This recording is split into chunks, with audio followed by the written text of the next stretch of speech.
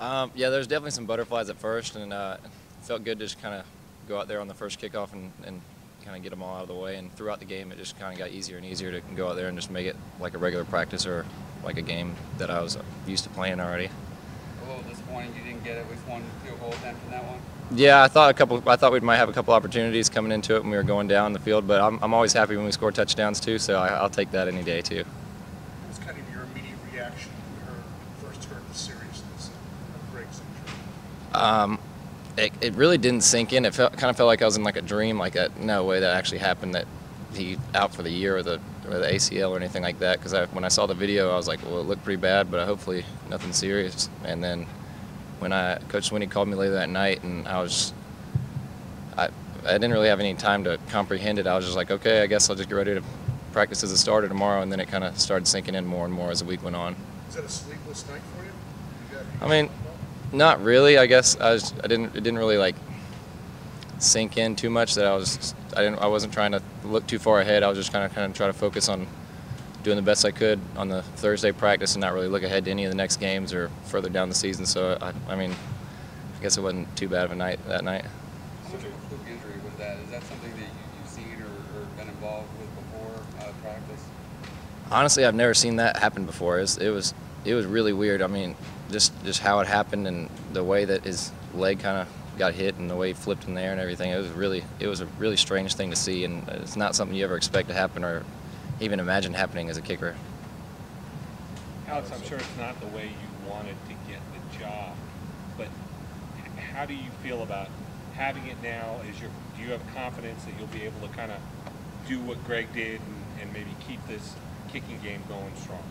Yeah, it's definitely not how I wanted to get the job, and I just wanted to be prepared whenever I did get the job. And I thought maybe if we were winning by a lot, I'd go in and get some reps, and I was always just going to be prepared in case something happened. And didn't really want anything like this to happen to Greg, but I was just ready to step in, and just kind of my teammates were supportive of me, so I wanted to go out there and kind of let them know that I got them and I can go out there and do the job just as well, and kind of just do the best I can for our team.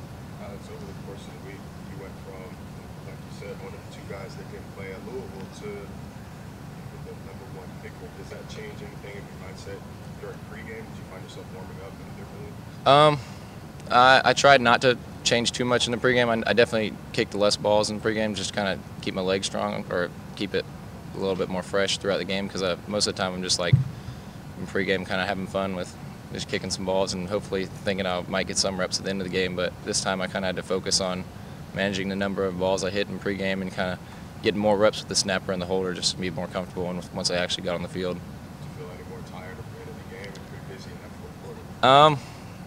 Honestly, it just kind of feels very similar, because even when I'm on the backup, I'm still just keeping my leg loose just in case something happens or in case I have to go in. So it's a very similar amount of reps on the sideline, and then maybe adding 4 or 5 more reps that I would have gotten as a backup. So my legs felt pretty much generally about the same. They're sore the next day, but it's really not too bad. With the BC game remaining so tight late in the game, did you allow your mind wander forward a little bit, thinking, man, this could actually come down to me kicking a field goal to have to win this thing? Yeah, it crossed my mind once or twice, and then I'm used to being able to get real excited on the sidelines and cheer our teammates on and yell and stuff like that, but I had to tone it down now. I have to kind of treat it how I did in high school and just kind of be nonchalant and not really get into the game as much. And that was a little different, so I had some other specialists kind of, if I tell them if I get too excited or anything, just kind of keep me calm, tell me to calm down and stuff. So it crossed my mind a little bit, but I had confidence in my team that we'd go out there and score some touchdowns and finish the game. But I was ready if the opportunity came. You're getting ready for your first road start in one of the toughest places to play, prime time. But you've been around, you've been in those environments for a couple of years. You've seen Greg kick in those situations countless times. Does that help at all, just from a mental standpoint, just kind of vicariously going through Greg? Yeah, it definitely helps, because every single time he goes out there for a field goal, I'd be standing down the sideline, like right out there watching and kind of just imagining myself in the same situation, kicking the same field goal. So it was good to get it out of the way, so I can hear the crowd and see all the different sights at all the away stadiums. So now I know what it's going to seem like, and I know it's not going to get any louder than it is in Death Valley. And Louisville is pretty loud, but it's still going to be a similar environment. And I just think I'll be ready, because I've been visualizing and preparing, watching Greg do it all these years. Do you have any sort of ritual or superstition that you practice? I know kickers can be, funny birds at times. I really don't have anything particular. I'm going to really focus on getting a good routine down, like pre-kicks, and then getting there on the sideline, being ready, because I really hadn't had a chance to do that until last week as the actual kicker for the team. So I'm going to kind of work on that and make sure I'm doing everything consistently with when I'm warming up and when I'm going to the sideline to be ready, and where I'm coming onto the field and everything like that. So I'm going to clean that up and so I can just be confident and know that I have everything down and I'm ready to kick the field goal. Alex, you've been here at Clemson a while. How have you kept yourself mentally ready for this moment? Because you and Greg are the same class, and if Greg doesn't get hurt, perhaps he just kicks this year, next year, and then you both move on. Honestly, I'd almost come to terms with the fact that I might not get any opportunities to play, and I was okay with that, because I knew I was enjoying my time here, and I really love Clemson and the experience I've got to have. And I would just keep preparing, just because I love to kick and it's fun to do. So I would just keep preparing just in case something happened and in case I'd actually get an opportunity. And turns out I finally got one, so I think I should be ready with all the preparation going into it. Did you ever think last year or the year before, did you ever think, well, maybe I need to go somewhere else, and because I love to kick and I want to kick, I think I can do it at this level of football? Did you ever think I might want to go somewhere else? I mean, not necessarily. I just really, one of the main reasons I went to Clemson was not necessarily for football, but for their academics and the amazing environment and the campus and all the wonderful things about Clemson. So I was really never really thought about leaving, because there's nowhere else I could really picture myself in college, and there's no experience that could match what you have here at Clemson. You kind of visualize, just looking ahead, thinking about, dreamed about making a big kick at Virginia Tech, or later in the year Florida State, or somewhere on the big stage, and wow, this will be me making the game.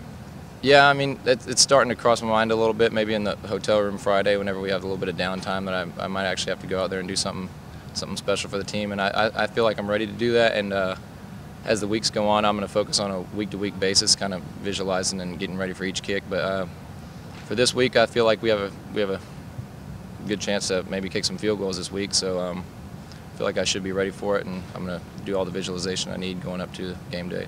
What was kind of the reaction from your family, friends, classmates when they knew you were going to become a really integral part of the team? Honestly, nobody really knew at first, because I guess nobody. Most of my classes, nobody's really talking a lot. It's most of the lecture classes or just at the senior level classes, so everybody's kind of focused on taking notes and everything most of the time. So I had a couple of people who were like, "Oh wow, you ready to actually go out there and start?" And I was like, "Oh, I feel pretty confident going in." And it was just kind of weird actually being the guy, and didn't really sink in too much until maybe game day or after that, because most of the time I'm just kind of doing the whole football routine where I'm here all day long after 2 o'clock, and then kind of going home and doing homework, and just kind of. So really, it hasn't changed much. I mean, my family was pretty excited. Austin's on the field already, so they've seen him play, and so kind of give me confidence that he goes out there and does well, so I can do the same thing and just kind of keep everything going that Greg was doing. Thanks, Alex.